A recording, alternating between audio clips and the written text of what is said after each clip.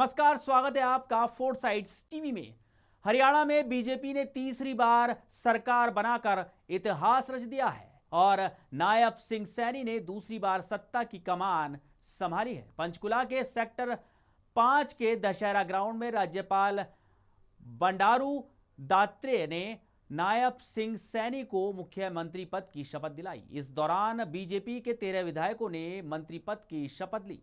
नायब कैबिनेट के जरिए बीजेपी ने हरियाणा के जातीय और क्षेत्रीय समीकरण को साधने की कवायद की है, लेकिन दक्षिण हरियाणा और जीटी रोड बेल्ट का सरकार में दबदबा साफ दिख रहा है।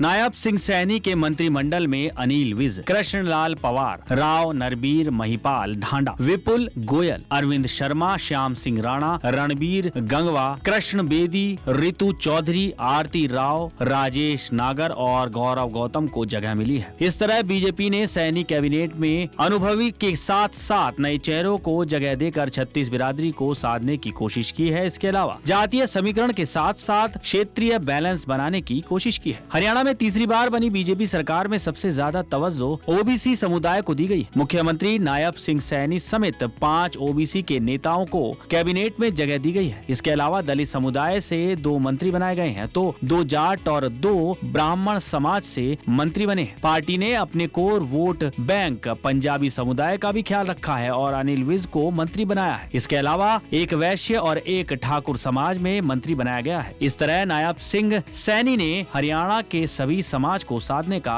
दांव चला है। बीजेपी का पूरा फोकस हरियाणा में ओबीसी वोटों पर रहा है, जिसका नतीजा है कि कैबिनेट में सबसे ज्यादा अहमियत ओबीसी समुदाय के नेताओं को दी गई है। ओबीसी से कुल 5 मंत्री बनाए गए हैं, जिसमें 2 यादव, 1 सैनी, 1 प्रजापति और गुर्जर समुदाय से हैं। नायब सिंह सैनी को मुख्यमंत्री बनाया गया है तो प्रजापति समुदाय से आने वाले रणबीर गंगवा को मंत्री बनाया गया है। यादव समुदाय से राव नरवीर सिंह और आरती राव को कैबिनेट में जगह दी गई है। गुर्जर समाज से आने वाले राजेश नागर को मंत्री बनाया गया है। वॉइस 4 बीजेपी ने एक तरफ राव इंद्रजीत की बेटी को जगह दी है तो दूसरी ओर उनके विरोधी राव नरवीर सिंह को भी कैबिनेट में शामिल करके सियासी बैलेंस बनाने की कोशिश की है। मुख्यमंत्री नायब सिंह सैनी को बीजेपी ने भले ही सत्ता की कमान सौंपी हो, लेकिन सियासी कॉम्बिनेशन बनाने के लिए अपने कोर वोट बैंक ब्राह्मण समुदाय और दलित का भी खास ख्याल रखा है। ब्राह्मण चेहरे के तौर पर मंत्रिमंडल में अरविंद शर्मा और गौरव गौतम को मंत्री बनाया है। इस बार के विधानसभा चुनाव में जिस तरह दलित वोटों को लेकर सियासी संग्राम छिड़ा रहा और बीजेपी उन्हें अपने साथ जोड़ने में कामयाब रही है, उसके चलते ही नायब सैनी सरकार में 2 दलित नेताओं को जगह दी गई है। दलित चेहरे के तौर पर कृष्णलाल पंवार और कृष्ण बेदी को जगह मिली है। जीटी रोड बेल्ट से आने वाले नायब सिंह सैनी के सिर मुख्यमंत्री का ताज सजा है। इसके अलावा जीटी रोड बेल्ट से 4 मंत्री बनाए गए हैं, जिसमें अनिल विज, महिपाल ढांडा, कृष्णलाल पंवार, कृष्ण बेदी और दिग्गज नेता शामिल हैं। इस तरह कुरुक्षेत्र, अम्बाला और पानीपत जिले के जरिए बीजेपी अपने मजबूत दुर्ग जीटी रोड बेल्ट को साधे रखने की रणनीति अपनाई है। इसके अलावा बीजेपी ने पश्चिम हरियाणा से रणबीर गंगवा को मंत्रिमंडल में जगह दी है, जो हिसार जिले से जीत कर आए हैं। इस तरह जाटलैंड से सिर्फ अरविंद शर्मा को मंत्री बनाया गया है। पश्चिमी हरियाणा और जाटलैंड के नेताओं को सैनी कैबिनेट में कोई खास जगह नहीं मिली है।